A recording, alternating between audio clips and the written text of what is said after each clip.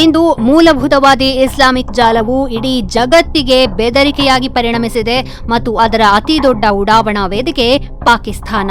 ಜನವರಿ 7, 2015 ಪ್ಯಾರಿಸ್ನ Charlie ಹೆಬ್ಡೋ ಕಚೇರಿಯಲ್ಲಿ Said Cauchy ಮತ್ತು ಶೆರೀಫ್ Cauchy ಎಂಬ ಇಬ್ಬರು ಭಯೋತ್ಪಾದಕ ಸಹೋದರರು AK-47ಗಳಿಂದ ಗುಂಡು ಹಾರಿಸಿ 12 ಅಮಾಯಕರನ್ನು ಕೊಂದರು.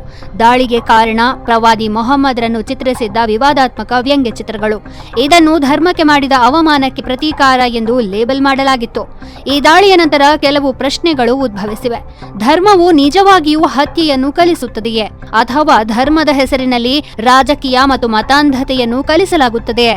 ಸೆಪ್ಟೆಂಬರ್ 25, 2020 ಮತ್ತೊಂದು ದಾಳಿ ಸಂಭವಿಸಿತು. ಆದರೆ ಈ ಬಾರಿ ವಿಧಾನ ಬದಲಾಗಿತ್ತು.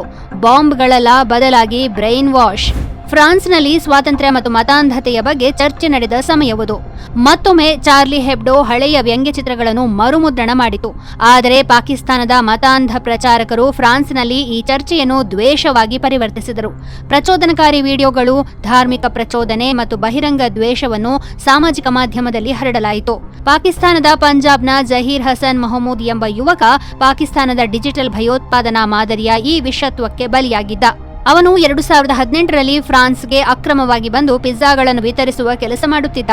ಆದರೆ ಅವನ ಮನಸ್ಸು ಪಾಕಿಸ್ತಾನ ಮೂಲದ ಮೂಲಭೂತ ಜಾಲದ ನಿಯಂತ್ರಣದಲ್ಲಿತ್ತು. 2015ರ ದಾಳಿ ಅಪೂರ್ಣವಾಗಿತ್ತು ಮತ್ತು ಅದನ್ನು ಪೂರ್ಣಗೊಳಿಸುವುದು ಅವನ ಧಾರ್ಮಿಕ ಕರ್ತವ್ಯ ಎಂದು ಅವನಿಗೆ ಪ್ರತಿದಿನ ಹೇಳಲಾಗುತ್ತಿತ್ತು. ಸೆಪ್ಟೆಂಬರ್ 25, 2020 ರ್ಯೂ ನಿಕೋಲಸ್ ಸೆಪಟ್ 2015ರಲ್ಲಿ ರಕ್ತಪಾತ ನಡೆದ ಅದೇ ಬೀದಿ.